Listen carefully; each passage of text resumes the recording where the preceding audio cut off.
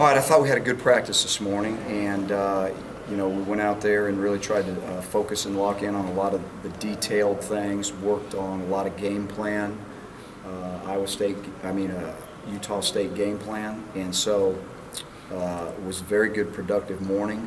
And you know, we wanted to be able to practice before school so that we could give them. This is really their last week or weekend that they'll have an opportunity to go home, see some high school games, see their family. So we thought it's a great opportunity to, you know, obviously practice early enough where they can get home and have the next, you know, day and a half to themselves before we start the season.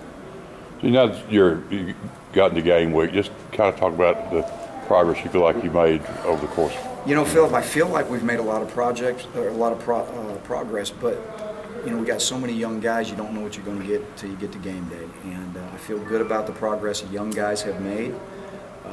We're going to have the challenges of the game day atmosphere and the game day responses and reactions to a lot of our players and how they handle that.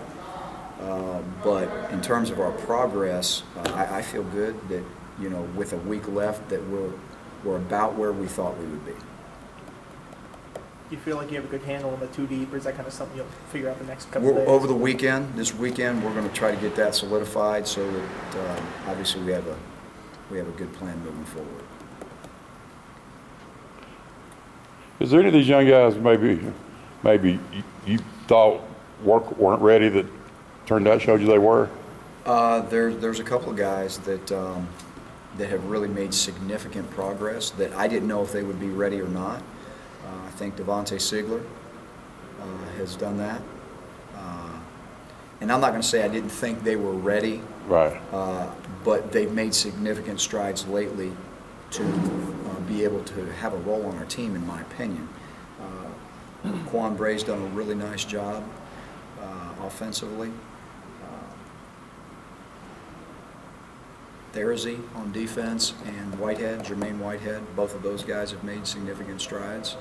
And so I think some of those young guys have definitely in the last week or so, you know, really come on, and the game slowed down for them a little bit. So it's good to see those guys are going to have to keep coming on, but you know, again, we're going to try to give everybody a role that can help us win.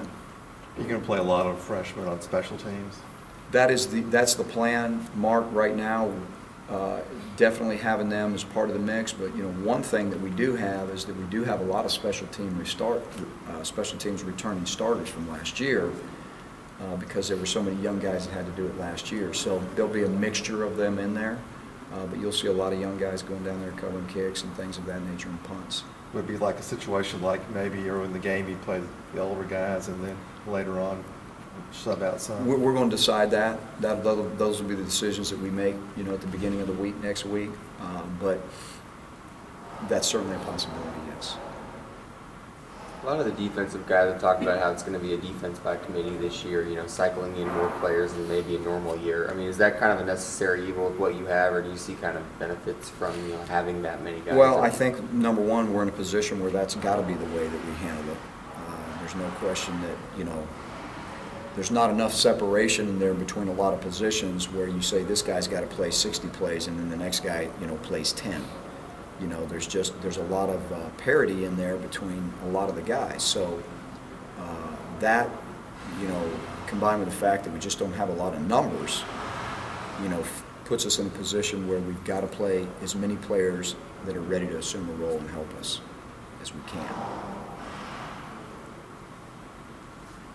Anything else?